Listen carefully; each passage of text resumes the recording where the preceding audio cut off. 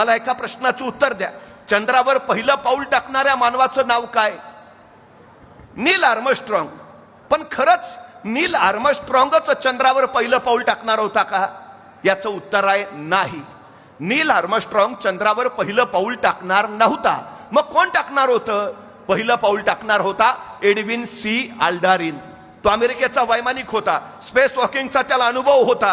हे अपोलो चंद्रयान ज्यावेळी चंद्रावर पोहोचलं त्यावेळी नासाच्या स्पेस सेंटरवरनं पहिला संदेश गेला, पायलट फर्स्ट.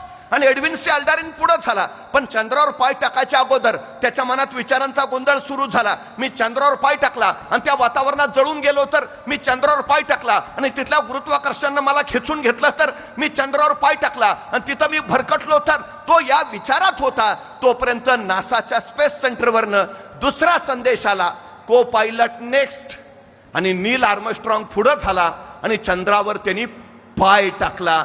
आणि चंद्रावर पाय टाकणारा पहिला मानव म्हणून नील आर्मस्ट्रॉंग कीर्तिमान झाला. खरं तर एडविन सी आल्डारिनकडे सगळं होतं, अनुभव होता, बुद्धी होती, ज्ञान होतं, तरी एडविन सी आल्डारिन मागं राहिला. आणि नील आर्मस्ट्रॉंग याच्याकडे यापैकी काही नव्हतं, तरी नील आर्मस्ट्रॉंग कीर्तिमान झाला. याचं कारण काय? एडविन सी आल्डारिन निर्णय घेऊ शकला नाही आणि नील आर्मस्ट्रॉंग पटकन निर्णय घेऊ शकला.